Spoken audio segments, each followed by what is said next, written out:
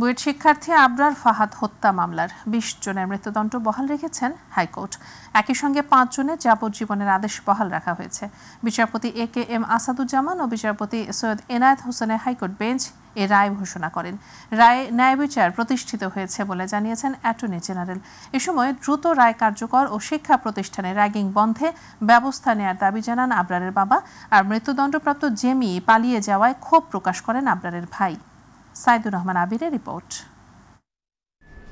বুয়েট শিক্ষার্থী আবরার ফাহাদ হত্যা মামলায় বিচারিক আদালতে মৃত্যুদণ্ডপ্রাপ্ত সবারই মৃত্যুদণ্ড বহাল রেখেছেন হাইকোর্ট। এছাড়া ৫ আসামিকে নিম্ন আদালতের দেয়া যাবজ্জীবনও বহাল রাখা হয়েছে। বিচারপতি এ.কে.এম. আসাদুজ্জামান ও বিচারপতি সৈয়দ এনায়েত হোসেনের হাইকোর্ট বেঞ্চ এ আদেশ দেন।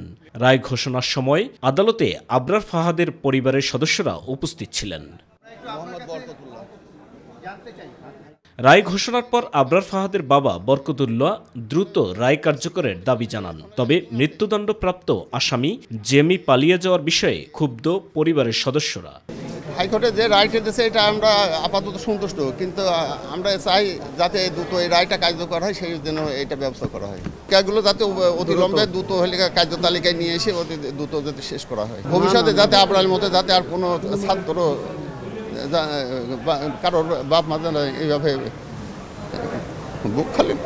হঠাৎ করে জানতে পারতেছি একজনকে পালিয়ে চলে গেছে। ইভেন সে হচ্ছে এমন একজন যে হচ্ছে তাকে রুমে ডেকে নিয়ে গেছে এবং মারার সময় যে উপস্থিত ছিল এমন একজন হচ্ছে সেখান থেকে পালিয়ে চলে গেছে। মানে এটা তো আসলে আবার পালাই গেছে, ওই টাইমে অনেকে পালিয়ে গেছে, কিন্তু সেই জিনিসটা কেন লুকিয়ে রাখা হলো, ইভেন কেন হচ্ছে ৬ মাস পরে জানানো হলো, তা নিয়ে আসলে আমাদের কাছে কোনো পরিষ্কার উত্তরও আসলে এখনো পাই নাই। পরে অ্যাটর্নি জেনারেল মোহাম্মদ আসাদুজ্জামান রায়ে সন্তুষ্টি প্রকাশ করে বলেন, এই রায়ের মাধ্যমে আবরার ফাহাদের পরিবার এবং জাতি ন্যায় বিচার পেয়েছে। গোটা জাতি ন্যায় বিচার পেয়েছে এবং এই ধরনের রায়ের মধ্য দিয়ে একটি রাষ্ট্র এবং সমাজ ব্যবস্থায় ডিসিপ্লিন আনার জন্য, ন্যায় বিচার নিশ্চিত করার জন্য যে ধারণা, বিচার বিভাগের যে ধারণা, সেই ধারণাটা প্রতিষ্ঠিত হয়েছে আবারও। ২০১৯ সালের ৬ অক্টোবর বুয়েটের শেরেবাংলা হল থেকে তড়িৎ ও ইলেকট্রনিক্স প্রকৌশল বিভাগের ২য় বর্ষের ছাত্র আবরার ফাহাদের মরদেহ উদ্ধার করা হয়। এ ঘটনায় আবরারের বাবা চকবাজার থানায় একটি হত্যা মামলা দায়ের করেন। পরে ওই বছরের ১৩ই নভেম্বর বুয়েটের ২৫ শিক্ষার্থীর বিরুদ্ধে অভিযোগপত্র দেয় পুলিশ। এরপর ২০২১ সালের ৮ ডিসেম্বর মামলাটির রায় হয়। রায়ে ২০ জনকে মৃত্যুদণ্ড এবং ৫ জনকে যাবজ্জীবন কারাদণ্ড দেয় আদালত। সাইদুর রহমান আবির, মাই টিভি, ঢাকা। বহুল আলোচিত বুয়েট শিক্ষার্থী আবরার ফাহাদ হত্যা মামলার ডেথ রেফারেন্সের রায়ে সন্তুষ্টি প্রকাশ করেছেন তার পরিবার। পূর্বের রায় বহাল রেখে মৃত্যুদণ্ডপ্রাপ্ত আসামিদের আপিল ও ডেথ রেফারেন্সের এ রায় ঘোষণা করেছেন হাইকোর্ট। এতে ঢাকা দ্রুত বিচার ট্রাইব্যুনাল ১-এর দেয়া রায়ে ২০ জনের মৃত্যুদণ্ড ও ৫ জনের যাবজ্জীবন বহাল রাখা হয়েছে। রোববার বিচারপতি এ.কে.এম. আসাদুজ্জামান ও বিচারপতি সৈয়দ এনায়েত হোসেনের হাইকোর্ট বেঞ্চ এ রায় প্রদান করেন। রায় নিয়ে সকাল থেকেই টেলিভিশনের সামনে বসেছিলেন আবরারের মা রোকেয়া খাতুন। কুষ্টিয়ার পিটিআই রোডের বাসভবনে আত্মীয়স্বজনরা আসেন মাকে সান্ত্বনা দিতে। রায় ঘোষণার পর আবরারের ছবি ও সার্টিফিকেট সহ বিভিন্ন ব্যবহারিক জিনিসপত্র নিয়ে আবেগ আপ্লুত হয়ে পড়েন সবাই। আর আবরারের মতো পরিবার এই জীবন যেন আর কাউকে না দিতে হয়। প্রত্যেকটা পরিবারে প্রত্যেকটা মা বাবা শিক্ষা প্রতিষ্ঠানে পাঠায় সন্তানকে মানুষের মতো মানুষে নিজের কোলে বুকে ফিরে আসার জন্য। যে আমাদের আবরারকে যেভাবে নিষ্ঠুর নির্মমভাবে পিটিয়ে হত্যা করা হয়েছে, এই রকম শিকার যেন আর কোনো শিক্ষার্থীকে হতে না। যে মানুষের উপরে, ছেলে মেয়েদের উপরে বিভিন্ন শিক্ষা প্রতিষ্ঠান যে নির্যাতন হয়, এই আবরারের হত্যার মধ্যে দিয়ে যে এটার জন্য এখানে সমাপ্তি ঘটে, এর জন্য পুনরাবৃত্তি না ঘটে কোনো শিক্ষা প্রতিষ্ঠানে, এইটাই আমি সবার কাছে অনুরোধ করব। রাজধানী সরকারি ৭ কলেজ নিয়ে প্রস্তাবিত নতুন বিশ্ববিদ্যালয়ের নাম চূড়ান্ত করা হয়েছে। ঢাকা সেন্ট্রাল ইউনিভার্সিটি নামে এর কার্যক্রম পরিচালিত হবে। ফরেন সার্ভিস একাডেমিতে এক ব্রিফিংয়ে এসব কথা জানান প্রধান উপদেষ্টার উপপ্রেস সচিব আবুল কালাম আজাদ মজুমদার। এ সময় প্রেস সচিব শফিকুল আলম জানান, চীন সফরে দেশটির প্রেসিডেন্ট শি জিনপিং এর সাথে ২৮ মার্চ দ্বিপক্ষীয় বৈঠক করবেন অন্তর্বর্তী সরকারের প্রধান উপদেষ্টা ডক্টর মোহাম্মদ ইউনূস। আরও দেখুন এস এম আরিফের রিপোর্টে। 4 দিনের রাষ্ট্রীয় সফরে 26 মার্চ চীন যাচ্ছেন অন্তর্বর্তী সরকারের প্রধান উপদেষ্টা ডক্টর মোহাম্মদ ইউনূস। সফরের আগে বাংলাদেশে চীনা রাষ্ট্রদূত প্রধান উপদেষ্টার সঙ্গে সাক্ষাৎ করেন। রাজধানীর ফরেন সার্ভিস একাডেমিতে সংবাদ সম্মেলনে প্রেস সচিব শফিকুল আলম জানান, এই সফরের মাধ্যমে দুই দেশের সম্পর্ক নতুন উচ্চতায় পৌঁছাবে। প্রেসিডেন্ট শি জিনপিংয়ের সাথে 28 তারিখে সেখানে আমাদের সাথে চায়নার যে ধরনের যতগুলো ইস্যু আছে সবই এটা নিয়ে আলাপ হবে। এন্টার গেমিউট অফ দি ইস্যুস সবগুলো আলাপ হবে এবং তার মধ্যেও আমরা বলতে পারি যে স্যার যেটা বলেছেন যে মূল ফোকাসটা হবে যে চায়নার কাছে চাইনিজ বড় সিইওদের সাথে মিশা, চায়নার সাথে মানে বাংলাদেশকে ইন্ডাস্ট্রিয়ালাইজেশনের জন্য, বাংলাদেশে ম্যানুফ্যাকচারিং এর জন্য একটা বড় হাব তৈরি করার জন্য চায়নার সাথে সেই ধরনের আমরা একটা আমাদের সম্পর্কটা একটা নতুন উচ্চতায় নিতে চাই। উপপ্রেস সচিব আবুল কালাম আজাদ মজুমদার জানান, সরকারি 7 কলেজের বিশ্ববিদ্যালয়ের নাম প্রস্তাব করা হয়েছে ঢাকা সেন্ট্রাল ইউনিভার্সিটি। এই বিশ্ববিদ্যালয়টা পরিচালনার জন্য একজন অন্তর্বর্তীকালীন প্রশাসক থাকবেন। এই অন্তর্বর্তীকালীন প্রশাসক হবেন এই 7টা যে কলেজ, সেই কলেজেরই প্রিন্সিপালদের কোনো একজন, এবং ইতিমধ্যে বিশ্ববিদ্যালয় মঞ্জুরি কমিশন এই 7 জন প্রিন্সিপালেরই সাক্ষাৎকার নিয়েছেন এবং তাদের মধ্য থেকে একজনকে মনোনীত করবেন বিশ্ববিদ্যালয়ের অন্তর্বর্তীকালীন প্রশাসক হিসেবে। যিনি প্রশাসক হিসেবে মনোনীত হবেন আপাতত তার কলেজটাই হবে এই বিশ্ববিদ্যালয়ের হেডকোয়ার্টার্স। দেশের আইন শৃঙ্খলা পরিস্থিতির বিষয়ে সারা দেশের পুলিশ কর্মকর্তাদের সাথে প্রধান উপদেষ্টা সোমবার বিশেষ সভা করবেন বলেও জানান তিনি। 127 জন কর্মকর্তা আগামীকাল এই বিশেষ মিটিংয়ে, বিশেষ সভায় প্রধান উপদেষ্টার কার্যালয়ে প্রধান উপদেষ্টার সাথে বৈঠক করবেন, যেখানে প্রধান উপদেষ্টা আইন শৃঙ্খলা বিষয়ে সরকারের যে দিক নির্দেশনা সেগুলো পুলিশ অফিসারদেরকে জানাবেন এবং মাঠ পর্যায়ে তাদের অভিজ্ঞতাও শুনবেন। উপপ্রেস সচিব জানান, এই সভায় পুলিশকে কিছু দিক নির্দেশনা দেবেন প্রধান উপদেষ্টা। এটা একটা বিশেষ সভা পুলিশের পক্ষ থেকে আমাদেরকে জানানো হয়েছে। এর আগে অতীতে কখনো এই ধরনের সভা হয় নাই। এস.এম. আরিফ, মাইটিভি, ঢাকা। অন্তর্বর্তী সরকার এ যাবৎ ৬,২০২টি রাজনৈতিক হয়রানিমূলক মামলা প্রত্যাহারের সুপারিশ করেছে। রোববার স্বরাষ্ট্র মন্ত্রণালয় থেকে পাঠানো এক সংবাদ বিজ্ঞপ্তিতে তথ্য জানানো হয়। এতে বলা হয়, স্বরাষ্ট্র মন্ত্রণালয় কর্তৃক গঠিত এ সংক্রান্ত কেন্দ্রীয় কমিটি মাঠ পর্যায়ের কমিটি কর্তৃক বিবেচনার জন্য উপস্থাপিত ৬,২৯৫টি মামলা পরীক্ষা নিরীক্ষা করে এ যাবৎ ৬,২০২টি মামলা রাজনৈতিক হয়রানিমূলক বিবেচিত হওয়ায় তা প্রত্যাহারের সুপারিশ করেছে। সংবাদ বিজ্ঞপ্তিতে আরও বলা হয়, নিরপরাধ ব্যক্তি ও রাজনৈতিক নেতাকর্মীদের অনর্থক হয়রানি থেকে পরিত্রাণ দেওয়ার লক্ষ্যে স্বরাষ্ট্র মন্ত্রণালয় এবং আইন, বিচার ও সংসদ বিষয়ক মন্ত্রণালয়ের যৌথ উদ্যোগে গৃহীত এ কার্যক্রম চলমান থাকবে।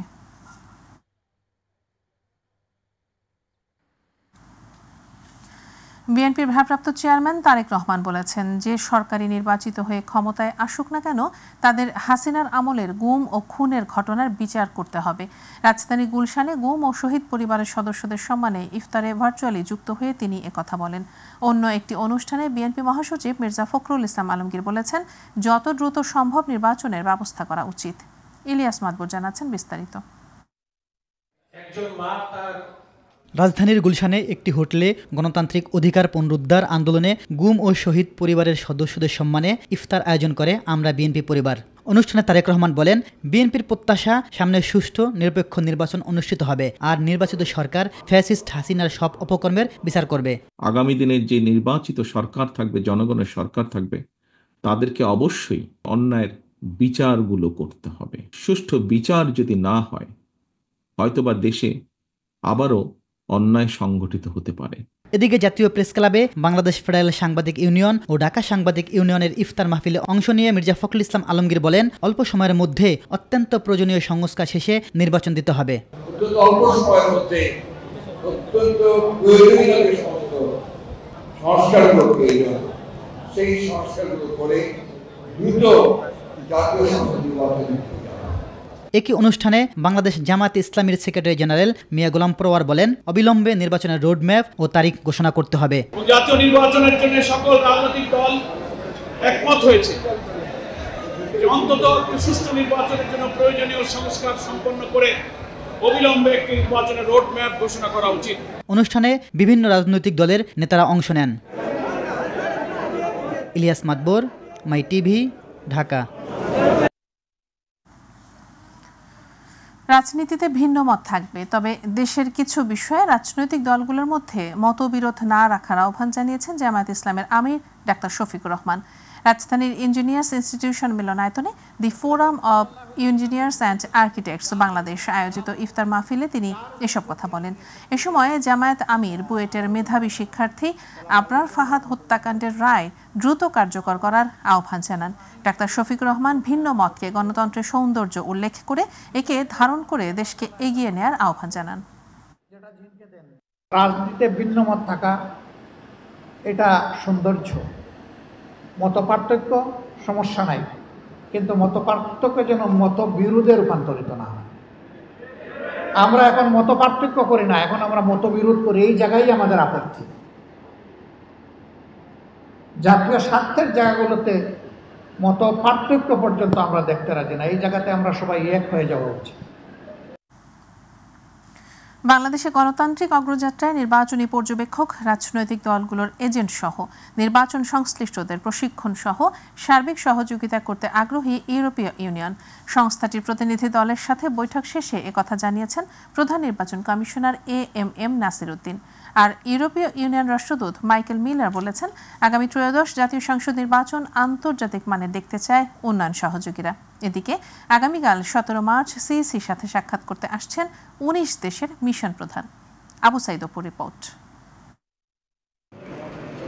আগামী ত্রয়োদশ জাতীয় সংসদ নির্বাচন সহ সার্বিক পরিস্থিতির পাশে সহযোদ্ধা হিসেবে কাজ করতে রবিবার নির্বাচন কমিশন সচিবালয়ে ইউরোপীয় ইউনিয়নের রাষ্ট্রদূত মাইকেল মিলারের নেতৃত্বে 5 সদস্যের একটি প্রতিনিধি দল বৈঠক করে প্রধান নির্বাচন কমিশনার এএমএম নাসির উদ্দিনের সাথে। বৈঠক শেষে ইউরোপীয় ইউনিয়নের রাষ্ট্রদূত মাইকেল মিলার বলেন, একটি আন্তর্জাতিক মানের গ্রহণযোগ্য নির্বাচন আয়োজনে সব সহযোগিতা করতে প্রস্তুত উন্নয়ন সহযোগীরা।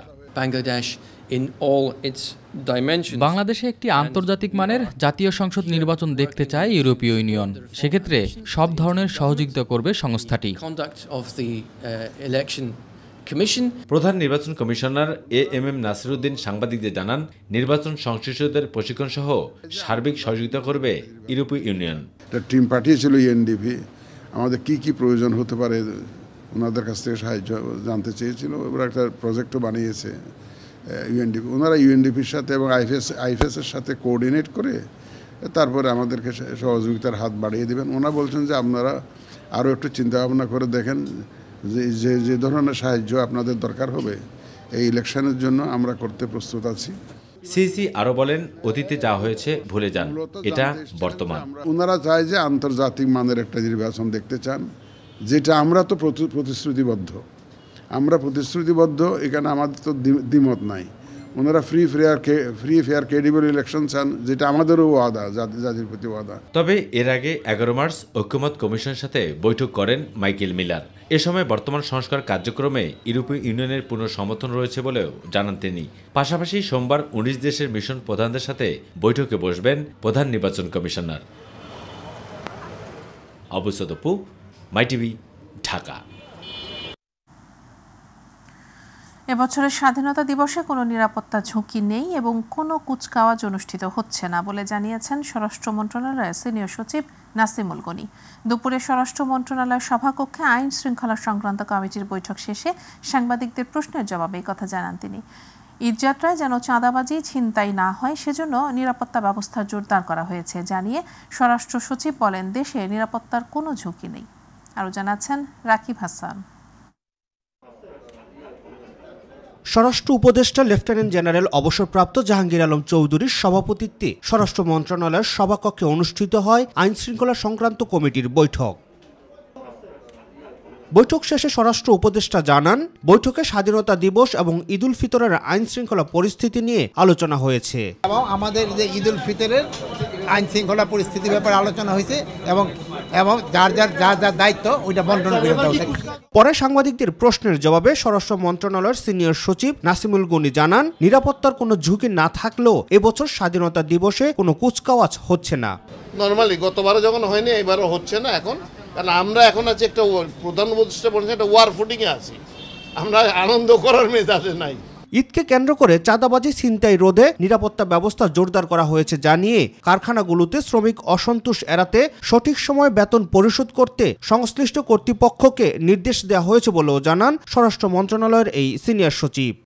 ঈদ উপলক্ষে শ্রমিক অসন্তোষের সমস্যা থাকে, সেগুলো মিনিমাইজ করার জন্য যা যা পদক্ষেপ নেওয়া দরকার সেগুলো সংশ্লিষ্ট সকলের সাথে আলাপ করা হয়েছে। যেমন বেতন, শ্রমিকদের বেতন নির্ধারিত সময় তাদের যে আলাপ হয়েছে সেই নির্ধারিত সময় যাতে দেওয়া হয় সেটা আমরা নিশ্চিত করার জন্য বিকেএমই এর প্রধানরা আসছিলেন, তাদের সাথে কথা বলেছি। এছাড়া আরও বিভিন্ন, যেমন যে যাত্রীরা যাতায়াত করবে সেই সব জায়গায় যাতে চাঁদাবাজি না হয়, কেউ চিন্তাই না হয়, সেগুলোর ব্যবস্থার জন্যে। তারপর শপিং মলগুলোতে যেটা পুলিশ কমিশনার বলেছেন এর আগে, সেগুলোর ব্যবস্থা করেছি। রাকিব হাসান, মাই টিভি, ঢাকা। ২৬ মার্চ স্বাধীনতা দিবসে এবছর কুচকাওয়াজ অনুষ্ঠিত হবে না বলে যে খবর প্রকাশিত হয়েছে তা সত্য নয় বলে জানিয়েছেন প্রধান উপদেষ্টা প্রেস উইং। রাতে প্রধান উপদেষ্টার উপপ্রেস সচিব আবুল কালাম আজাদ মজুমদারের পাঠানো এক বার্তায় বিষয়টি জানানো হয়েছে। বার্তায় বলা হয়, জাতীয় স্টেডিয়াম ঢাকার সংস্কার কাজ চলমান থাকায় গত কয়েক বছরের মতো এবছরও ঢাকায় কুচকাওয়াজ আয়োজন সম্ভব হচ্ছে না। তবে দেশের বাকি ৬৩ জেলায় যথাযোগ্য মর্যাদার সঙ্গে কুচকাওয়াজ আয়োজন ও বীর মুক্তিযোদ্ধাদের সংবর্ধনা দেওয়ার সিদ্ধান্ত নিয়েছে অন্তর্বর্তী সরকার। এ বিষয়ে প্রয়োজনীয় পদক্ষেপ গ্রহণ করতে সব জেলা প্রশাসককে প্রয়োজনীয় নির্দেশনা দেওয়া হয়েছে বলেও বার্তায় উল্লেখ করা হয়েছে। মাগুরায় ৮ বছরের শিশুকে ধর্ষণ ও হত্যা মামলার প্রধান আসামি হিটু শেখ শনিবার আদালতে ১৬৪ ধারায় স্বীকারোক্তিমূলক জবানবন্দি দিয়েছেন। বাকি ৩ আসামিকে জিজ্ঞাসাবাদ করছে পুলিশ। মাগুরা সদর থানার ওসি কক্ষে সংবাদ সম্মেলনে এ তথ্য জানান জেলা police super Mina Mahmuda. Police super বলেন, ৮ বছরের শিশু ধর্ষণের মামলার অন্যতম আসামি হিটু শেখ জবানবন্দি দিয়েছেন। বাকি ৩ জনকে জিজ্ঞাসাবাদ করা হচ্ছে। মামলা সংশ্লিষ্ট আলামত সংগ্রহ করে ফরেনসিকের জন্য সিআইডিকে পাঠানো হয়েছে। মামলার তদন্তের স্বার্থে তিনি আর কিছু জানাতে চাননি। সংবাদ সম্মেলনে অতিরিক্ত পুলিশ সুপার মিরাজুল ইসলাম সহ পুলিশের অন্যান্য কর্মকর্তারা উপস্থিত ছিলেন। শিশু ধর্ষণ মামলায় এ পর্যন্ত আমরা 4 জনকে গ্রেফতার করেছি। এই 4 জন আসামির অন্যতম আসামি হিটু শেখ আদালতে স্বীকারোক্তিমূলক জবানবন্দি দিয়েছে। বাকি 3 জনকে এখনো জিজ্ঞাসাবাদ করছি। এই মামলা সংশ্লিষ্ট আলামত আমরা সংগ্রহ করে সিআইডিতে পাঠিয়েছি ফরেনসিকের জন্য। ঈদ উল ফিতর উপলক্ষে ঘরমুখো মানুষের যাতায়াত নির্বিঘ্ন করতে ট্রেন ও বাসের অগ্রিম টিকিট বিক্রি শুরু হয়েছে শতভাগ অনলাইনে। তবে অতীতে নৈরাজ্যের পাশ কাটিয়ে সরকারের নির্ধারিত মূল্যে এবার বাসের টিকিট বিক্রি করা হবে বলে জানিয়েছেন বাস সংশ্লিষ্টরা। এদিকে বিপরীত বক্তব্য ঘরমুখো মানুষজনের। তারা বলছেন, অতীতের চেয়ে বাড়তে পারে বাসের টিকিটের দাম। বিস্তারিত শিমুল খানের রিপোর্টে।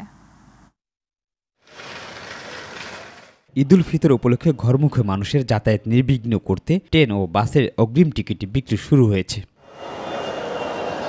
তবে সরকারের নির্ধারিত মূল্যে এবার ঈদে বাসের টিকিট বিক্রি করা হবে বলে জানিয়েছেন বিভিন্ন গন্তব্যে ছুটে চলা পরিবহন সংশ্লিষ্টরা। আমাদের এখানে পর্যাপ্ত টিকিট এখনো খালি আছে, এখনো আমরা টিকিট দিতে পারতেছি। বর্তমানে আমরা 650 টাকা বিক্রি করতেছি গাইবান্ধার ভাড়া, গোবিন্দগঞ্জের ভাড়া 600 টাকা, বগুড়া ভাড়া 550 টাকা। আমাদের ঈদের টিকিট যে 24 তারিখ রাত থেকে টিকিট হয়ে যাবে 720 টাকা। অপরদিকে বিপরীত বক্তব্য রয়েছে ঈদে পরিবার পরিজনের সাথে আনন্দঘন মুহূর্ত কাটাতে ঘরমুখ মানুষজনের। তারা বলছেন সংখ্যা একটাই, অতীতের চেয়ে বাড়তে পারে বাসের টিকিটের দাম।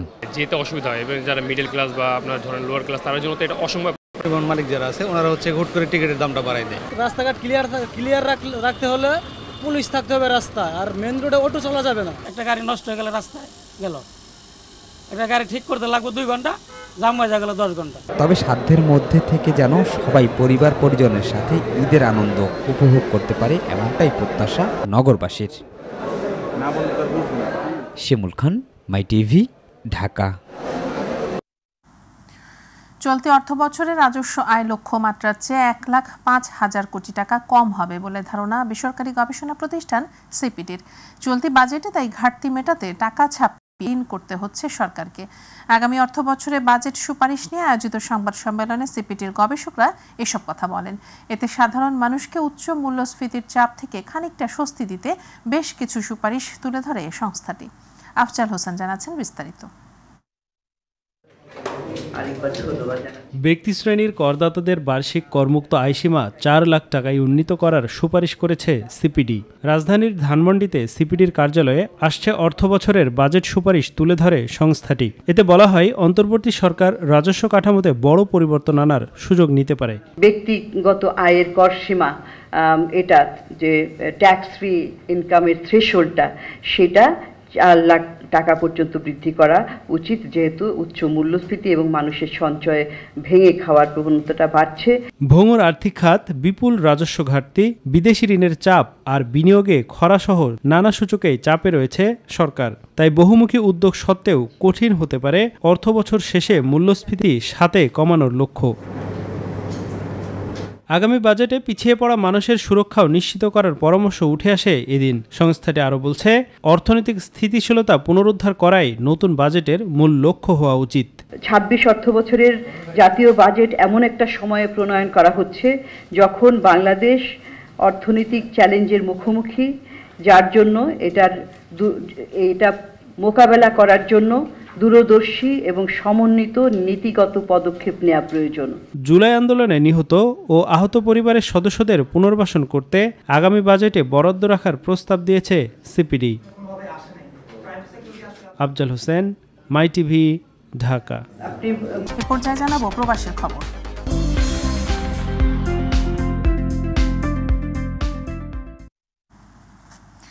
সৌদি আরবের দাম্মামে উৎসবমুখর পরিবেশে বাংলাদেশ ইন্টারন্যাশনাল স্কুলের পরিচালনা পর্ষদের নির্বাচন সম্পন্ন হয়েছে। সকাল ৯টা থেকে বিকেল ৩টা পর্যন্ত পছন্দের প্রার্থীদের ভোট দেন অভিভাবকরা। দাম্মাম প্রতিনিধি রাহুল পারভেজ জানান, বাংলাদেশ ইন্টারন্যাশনাল স্কুলের পরিচালনা পর্ষদ নির্বাচনে 2টি প্যানেলের প্রার্থীদের থেকে 5 জন প্রার্থী নির্বাচিত হয়েছেন। পরিচালনা পর্ষদ নির্বাচনে আবু ইউসুফ 188 ভোট পেয়েছেন, মোস্তাফিজুর রহমান 187 ভোট, নোমান শিবলি 134 ভোট, ডাক্তার তৌহিদ 132 ভোট এবং তারিক জামান পেয়েছেন 123 ভোট। নির্বাচন কমিশনার ছিলেন মাহবুব আল হুদা মামুন, মীর মাসুম বিল্লাহ, আব্দুল মান্নান, মোখলেসুর রহমান, ডক্টর ইমরান খান সহ আরও অনেকে। এ সময় দূতাবাসের minister, consular barrister Mosharraf Hossain, অধ্যক্ষ ডক্টর নিজামুদ্দিন, অভিভাবকবৃন্দ, শিক্ষক ও শিক্ষিকাবৃন্দ উপস্থিত ছিলেন। পরে পরিচালনা পর্ষদ নির্বাচনের বিজয়ীদের নাম ঘোষণা করা হয়। মালয়েশিয়াস্থ ব্রাহ্মণবাড়িয়া জেলা অ্যাসোসিয়েশনের উদ্যোগে ইফতার ও দোয়া মাহফিল অনুষ্ঠিত হয়েছে। গতকাল বুকিত বিনতাংয়ের একটি রেস্টুরেন্টে এ সভা অনুষ্ঠিত হয়। মালয়েশিয়া প্রতিনিধি আশরাফুল মামুন জানান, ব্রাহ্মণবাড়িয়া জেলা অ্যাসোসিয়েশনের সভাপতি নাজমুল ইসলাম বাবুলের সভাপতিত্বে সঞ্চালনা করেন সাধারণ সম্পাদক সাইদুর রহমান সরকার। প্রধান অতিথি ছিলেন কমিউনিটির নেতা দাতু সেরি কামরুজ্জামান কামাল। প্রধান আলোচক ছিলেন সংগঠনের উপদেষ্টা জাহাঙ্গীর আলম। বিশেষ অতিথি ছিলেন কমিউনিটির নেতা জসিমউদ্দিন, নোয়াখালী সমিতির দাতু আক্তার হোসেন, যশোর সমিতির সভাপতি জাহিদুল ইসলাম, কমিউনিটির নেতা কায়ুম সরকার, BM বাবুল ও আবুল বাশার।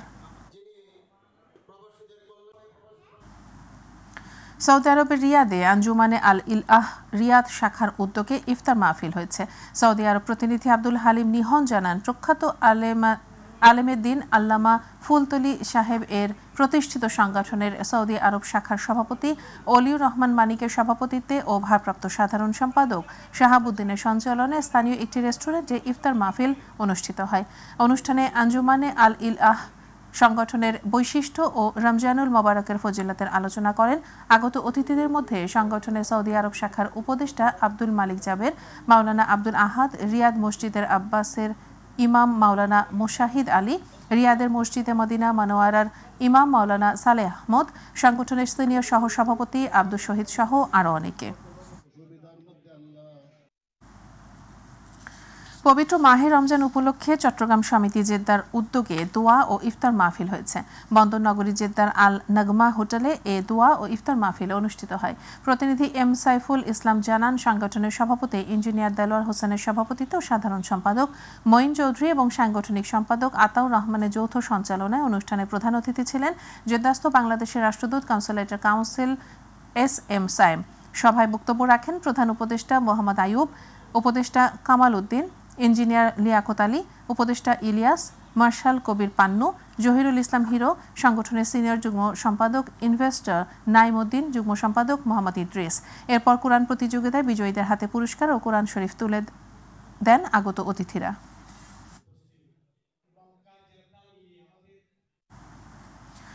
মালয়েশিয়াস্থ ডক্টর মোশাররফ ফাউন্ডেশনের উদ্যোগে পবিত্র মাহে রমজান উপলক্ষে দোয়া ও ইফতার মাহফিল হয়েছে। মালয়েশিয়া প্রতিনিধি আশরাফুল মামুন জানান, গতকাল বুকিত বিনতাংয়ের একটি রেস্টুরেন্টে সভা অনুষ্ঠিত হয়। মালয়েশিয়ার ডক্টর মোশাররফ ফাউন্ডেশনের সাধারণ সম্পাদক বিল্লাল হোসেন খানের সভাপতিত্বে সঞ্চালনা করেন সাংগঠনিক সম্পাদক সাইদুর রহমান বাবু। অনুষ্ঠানে প্রধান অতিথি ছিলেন সিনিয়র সহসভাপতি আব্দুল আজিজ মোল্লা। বিশেষ অতিথি ছিলেন সভাপতি রহিম ভুইয়া, জামাল আবদুল্লাহ, ব্যবসায়ী ডক্টর মুক্তার হোসেন। অনুষ্ঠানে উপস্থিত ছিলেন সংগঠনের সহসভাপতি হাকিম ভুইয়া, সুমন ভুইয়া, সিদ্দিক প্রধান, শামীম মিয়া, আনোয়ার পারভেজ, সোহাগ মিয়া, সিনিয়র যুগ্ম সাধারণ সম্পাদক আলিফ সরকার, যুগ্ম সাধারণ সম্পাদক হাসান মিয়াজি, আল আমিন, দেলোয়ার মিয়াজ সহ আরও অনেকে। ইফতারের পূর্ব মুহূর্তে কোরআন তেলাওয়াত ও সমগ্র মুসলিম ও প্রবাসীদের কল্যাণে মোনাজাত পরিচালনা করেন হাফেজ মাওলানা সাদ্দাম হোসেন।